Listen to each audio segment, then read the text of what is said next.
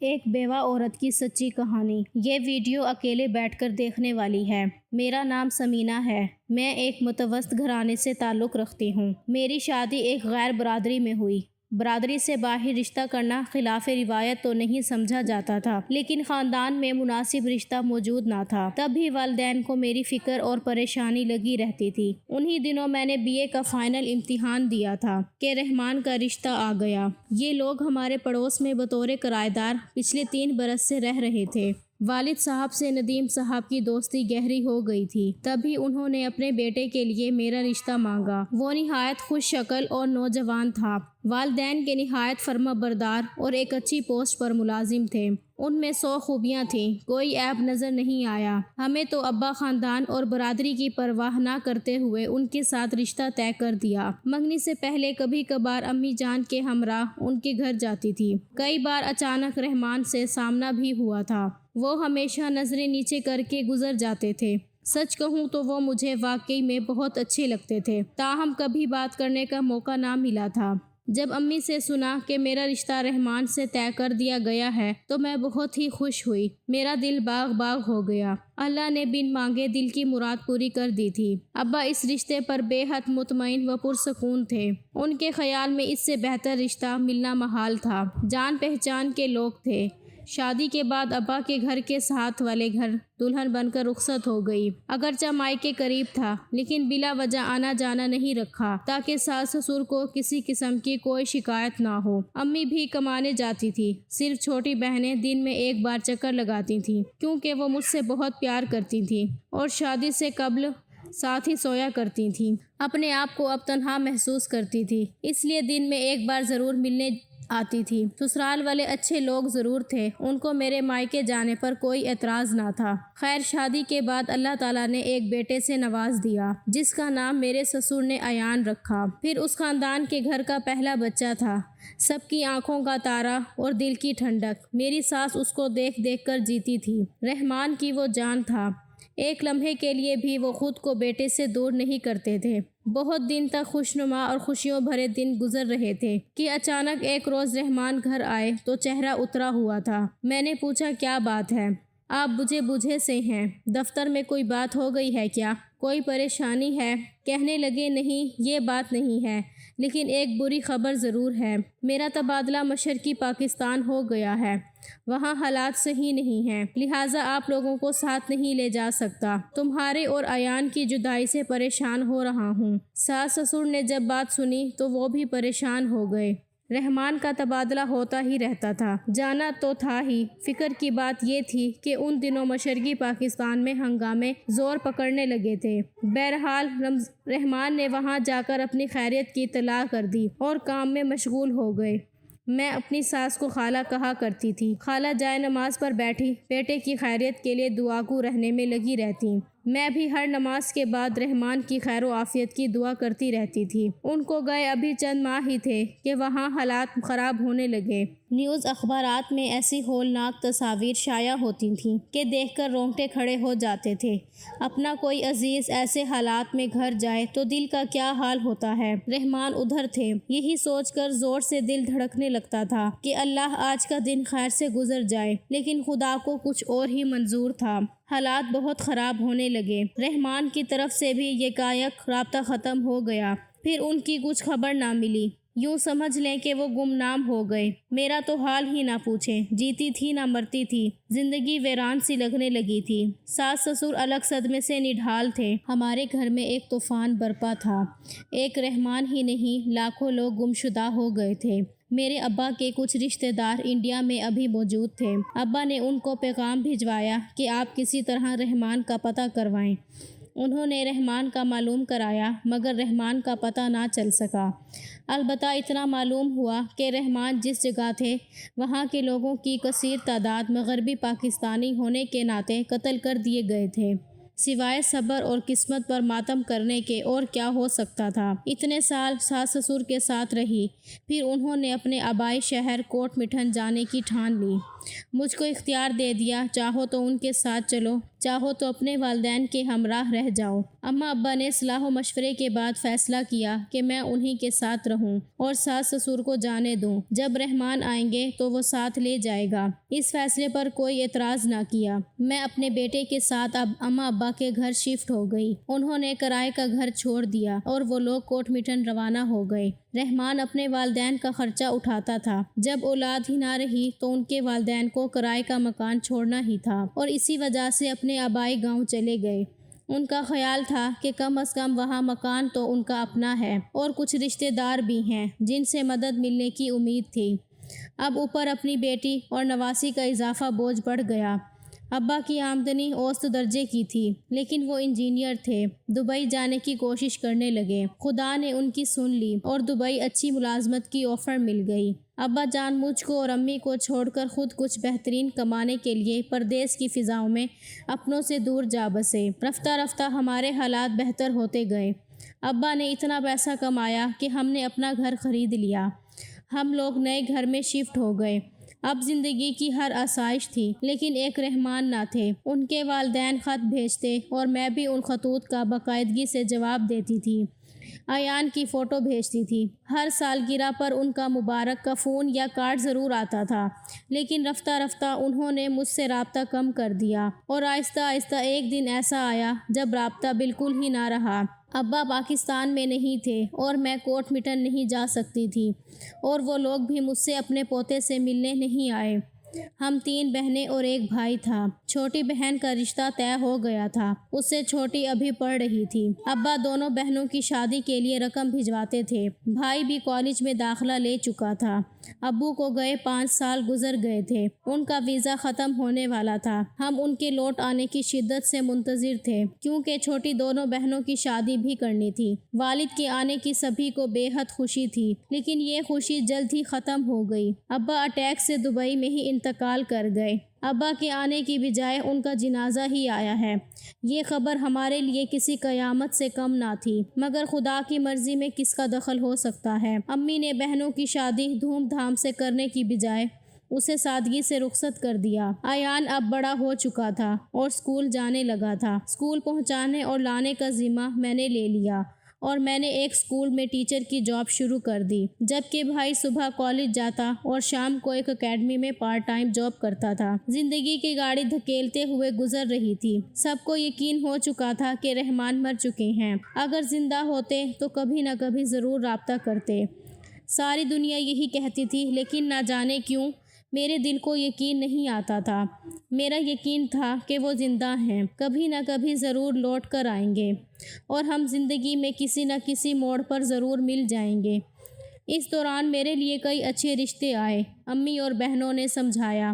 بھائی نے بھی قائل کرنے کی کوشش کی کہ نکاح کر لو، خود کو حالات کے رحم و کرم پر مت چھوڑو، وقت کسی کا ساتھ نہیں دیتا۔ امی بہت زیادہ قائل کرنے کی کوشش کرتی تھیں مگر میرے اندر جو آس دیے کی لوہے کی مانند چل رہی تھی وہ بجھنے کا نام ہی نہیں لیتی تھی۔ اس پر جی رہی تھی کہ ضرور رحمان لوٹ کر آئیں گے اور میں ہزار دکھ برداشت کر کے بھی عمر بھر ان کا انتظار کرنا چاہتی تھی۔ میں سوچتی تھی کہ یہاں نہیں تو اگلے جہان میں ہی انہی کے نام کی رہنا چاہتی ہوں۔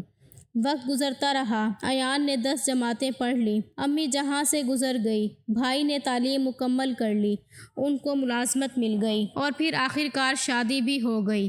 میری دونوں بہنیں اپنے گھر میں خوش تھیں اور میں بھائی کے پاس رہتی تھی۔ اس کے علاوہ کہاں جاتی؟ مکان والد صاحب نے ایک خریدا تھا اس لیے بھائی مجھ کو دربدر نہیں کر سکتے تھے۔ پھر بھی بھابھی بھی برداشت کر رہی تھی۔ میں ان کے رویے کی عادی ہو چکی تھی۔ بے رخی کو کھاتے میں نہ لاتی تھی۔ اپنی تنخواہ سے اپنے اخراجات پورے کرنے کی کوشش کرتی۔ اسکول میں پڑھاتے کافی سال گزر گئے تھے۔ پرنسپل بہت عزت کرتی تھیں کیونکہ دیانت دار اور محنت سے ڈیوٹی دیتی تھی۔ ایک دن میں پرنسپل کے پاس بیٹھی تھی کہ انہوں نے ذکر کیا کہ ان کے ایک کزن بنگلہ دیش میں رہتے ہیں۔ میرے کان کھڑے ہو گئے ہیں۔ میں نے درخواست کی کہ اگر وہ مہربانی کر سکتی ہیں تو کیا میں ایک بار وہاں جا سکتی ہوں؟ اب حالات تو بہتر ہو گئے ہیں۔ پاکستان نے بنگلہ دیش کو تسلیم کر لیا تھا اور لوگ ادھر سے ادھر سفر کر سکتے تھے۔ میری التجا انہوں نے ان سے فون پر بات کروائی، فہد بھائی کو ساری بات بتا دی۔ وہ بولے آپ بنگلہ دیش آ کر کچھ روز میرے یہاں ضرور ٹھہر سکتی ہیں اور رحمان کی تلاش میں میری مدد کریں گے۔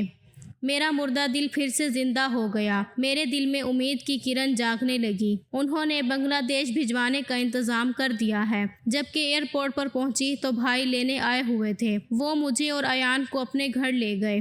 رحمان کی ملازمت کے بارے میں کچھ کاغذات لائی تھی تاکہ صحیح طریقے سے تلاش میں آسانی ہوتی۔ 3 دن بعد انہوں نے بتایا کہ رحمان حیات ہے۔ ان کا ایک بنگالی دوست جو ساتھ کام کرتا تھا، اس نے رحمان کی نہ صرف ان ہنگاموں کے دوران حفاظت کی بلکہ جان بھی بچائی۔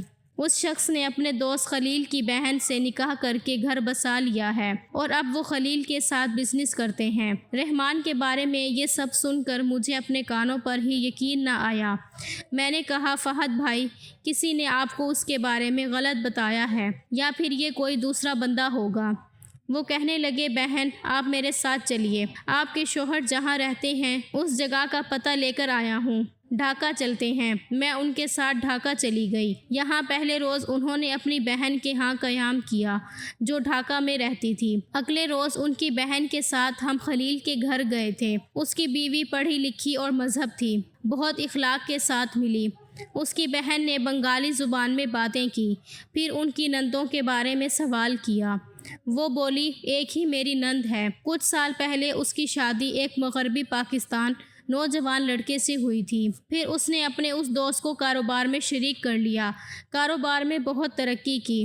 اب دوسرے ملکوں میں بھی ہمارا بزنس ہے۔ خلیل اکثر بیرون ملک بزنس کو سنبھالتا ہے، ان دنوں اٹلی گیا ہوا ہے، امید ہے کل پرسوں تک لوٹ آئے گا۔ پھر اس نے اس کی بیوی کو بلوایا جو قریبی مکان میں رہتی تھی۔ خوبصورت سانولی سیلونی، بہت پرکشش تھی، بڑی بڑی چمکدار آنکھیں۔ اس نے میرا تعارف کرایا، یہ انڈیا سے آئی ہے، میری کزن ہے۔ انہوں نے جان بوجھ کر پاکستان کا نام نہیں لیا، انڈیا کا کہا تھا کہ یہ لوگ بدگمان نہ ہو جائیں۔ فہد بھائی میرے ساتھ 2 دن بہن کے گھر رہے اور رحمان کا پتہ کراتے رہے۔ تیسرے روز بتایا کہ اگر رحمان سے ملنا چاہو تو میں ملوا سکتا ہوں، دوست کے ذریعے جان پہچان نکلوا لی ہے۔ میں نے کانپتی آواز میں کہا فہد اتنی دور اتنا لمبا سفر کس لیے کیا ہے؟ کیا بغیر ملے چلے جائیں گے؟ بہرحال اسی طرح انہوں نے ملاقات کا انتظام کیا۔ اپنی بہن کے گھر رحمان کو چائے پر بلوا لیا اور ان کو میرے سامنے لے آئے۔ رحمان نے مجھے دیکھا تو دم بخود رہ گئے۔ ان کو اپنی آنکھوں پر یقین نہیں آ رہا تھا، جیسے خواب دیکھ رہے ہوں۔ تب ہی میں نے ایان کو آواز دی جو دوسرے کمرے میں آیا تھا، ایان بیٹا آ جاؤ، دیکھو تو کون ہے؟ یہ تمہارے ابو ہیں جن کا ہم نے اتنے سال سے زیادہ عرصہ انتظار کیا ہے، آج خوش قسمتی سے مل گئے ہیں، لو گلے ملو۔ وہ میری آواز پر ڈرائنگ روم میں آ گیا۔ باپ نے بیٹے کو دیکھا تو وہ جوان ہو چکا تھا۔ اپنی کرسی سے لڑکھڑاتے ہوئے اٹھے اور ایان کو گلے لگایا۔ اب یقین ہو گیا تھا کہ یہ میرے سرتاج ہیں۔ میں تو اسی گمان میں تھی کہ کسی دوسرے رحمان کا فہد بھائی نے پتہ لگایا ہے، لیکن نہیں، یہ وہی تھے جن کے انتظار میں میں نے جوانی کے 18 برس گزار دیے تھے۔ وہ سامنے بیٹھے تھے، مجھ سے واضح لہجے میں بولے زندگی بچانے کی خاطر مجھے دوست کی ہمشیرہ سے نکاح کرنا پڑا، ورنہ وہ لوگ مجھ کو مغربی پاکستان ہونے کی وجہ سے جان سے مارنے کا تہیہ کیے ہوئے تھے۔ بس یوں سمجھ لو کہ زندہ تو تمہاری اور ایان کی خاطر رہنا چاہتا تھا، لیکن یہ زندگی تم لوگوں کے کام نہ آ سکی۔ جنہوں نے جان بچائی انہوں نے ہی لے لی ہے۔ اب میں ایسی زنجیروں میں جکڑ چکا ہوں کہ توڑنا بھی چاہوں تو توڑ نہیں سکتا۔ میری 3 بیٹیاں ہیں، ان کو چھوڑ کر پاکستان نہیں آ سکتا، اور یہ پاکستان چل کر رہنے پر آمادہ نہیں ہوتے۔ کیا کروں؟ انسان سے تقدیر کیا کچھ کراتی ہے۔ آنکھیں پھاڑے میں ان کی باتیں سنتی رہی، کانوں پر اعتبار نہیں آ رہا تھا، لیکن حقیقت تو حقیقت ہوتی ہے۔ میں نے پوچھا سرتاج اتنا تو بتا دیں کہ آپ کی زندگی کے بارے میں آپ کے والدین کو علم ہے یا نہیں؟ وہ بولے ان کو علم ہے، وہ 2-3 بار یہاں ملنے بھی آ چکے ہیں۔ کچھ دن پہلے بھی میں پاکستان آیا تھا۔ امی بہت بیمار تھیں۔ ابو کی وفات پر بھی 4 سال قبل جانا ہوا تھا، لیکن آپ لوگوں سے کیسے ملتا؟ آپ لوگوں نے تو گھر ہی بدل لیا تھا۔ یہ کہہ کر شرمندگی سے سر جھکا لیا۔ میں کیا بتاؤں، دل پہ قیامت گزر رہی تھی۔ میرا بیٹا اس کی صورت تک دیکھنا نہیں چاہتا تھا۔ رحمان چاہتے تو ہمارے کسی رشتہ دار سے پتہ معلوم کر سکتے تھے۔ وہ ہمارے کافی رشتہ داروں کو جانتے تھے، لیکن انہوں نے جان بوجھ کر یہ نہیں کیا، کیونکہ اب وہ اپنی زندگی سے خوش تھے۔ اس زندگی میں پہلی بیوی اور پہلے بیٹے کی کوئی گنجائش نہ تھی۔ مجھ سے بولے تم بنگلہ دیش میں رہ جاؤ، لیکن وہاں جانا مشکل ہی ہوگا۔ یہ لوگ ابھی بھی مغربی پاکستان کے باشندوں کو قبول نہیں کرتے۔ مجھے بھی اپنی دوسری بیوی سے تمہیں چھپانا پڑے گا، ورنہ میری 3 لڑکیاں مجھ سے جدا ہو جائیں گی۔ میں نے ان کو یہ کہہ کر خاموش کروا دیا کہ رحمان مجھے یہاں نہیں رہنا، میں یہاں رہ بھی نہیں سکتی۔ یہ ہمارے لیے محال امر ہوگا، اور اس سے بھی زیادہ محال سوتن سے چھپنا۔ افسوس، میں نے تمہارے انتظار میں بہت سارے برس دکھ میں گزار دیے، اور ابھی بھی گزاروں گی۔ زندگی ہے ہی کتنی مختصر سی ہے۔ رحمان بہت نادم تھے، معافی مانگ رہے تھے۔ مجھے معاف کر دو، میں بہت مجبور تھا۔ کاش اپنی زندگی بچانے کی خاطر یہ سودا کرنے کی بجائے کسی خنجر کا وار سہ کر جان ہی دے دیتا۔ میرے پاس ان کو کہنے کے لیے کچھ باقی نہیں بچا تھا۔ رحمان نے کہا کہ تم کو اور بیٹے کو رخصت کرنے ایئرپورٹ تک چلوں گا۔ میں نے ان سے کہا آپ کی مرضی۔ ایان سے بہت باتیں کرتا رہا، لیکن وہ چپ بیٹھا رہا۔ مدت بعد باپ کو دیکھا تھا۔ جب یہ چھوڑ کر گئے تھے تو 1 سال کا تھا۔ بھلا 1 سال کے بچے کو کیا یاد رہتا ہے؟ جب ہم ایئرپورٹ پر پہنچے تو کہا تم چلو، میں بس آتا ہوں، کچھ ضروری کام ہے، وہ نپٹاتے ہی آ جاؤں گا۔ مجھے پاکستان آئے ہوئے 3 مہینے ہو گئے کہ رحمان پہلے میرے ماموں کے گھر گئے اور ان کو لے کر ہمارے گھر آئے۔ وہ ہر بار معذرت کرتے تھے، معافی طلب کرتے تھے اور آنسو بہانے لگتے تھے۔ زبان الفاظ کا ساتھ نہیں دیتی تھی۔ ماموں نے مجھے سمجھانے کی کوشش کی، زندگی تھی تو مل گیا ہے، بیٹے کی خاطر سمجھوتا کر لو۔ اپنے بیٹے کو بیرون ملک پڑھا لکھا کر اس کا بھلا کرے گا۔ پھر اس کی بھی 3 بیٹیاں ہیں، بیٹا یہی ایک ہی ہے۔ میں نے کہا بھلا ہم کیسے وہاں ان کے ساتھ رہ سکتے ہیں؟ اگر یہ ہمارے پاس رہنے سے مجبور ہیں تو ہم بھی بنگلہ دیش جانے سے مجبور ہیں۔ یہ روپیہ پیسہ کس کام کا؟ جس کو چاہا وہ نہ ملا تو زندگی جو باقی ہے وہ بھی گزر ہی جائے گی۔ ماموں سمجھ گئے کہ میرا دکھ کتنا ہے۔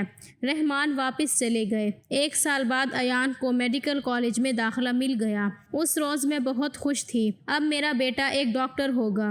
اللہ نے مجھے ایان کی صورت میں مضبوط سہارا عطا کر دیا تھا۔ 1 سال کے دوران رحمان نے کئی بار فون کیا، لیکن میں نے بات نہ کی۔ میرا بھائی بات کرتا تھا اور فون رکھ دیتا تھا۔ میں کیسے بات کر سکتی تھی؟ وہ دل سے اتر چکے تھے۔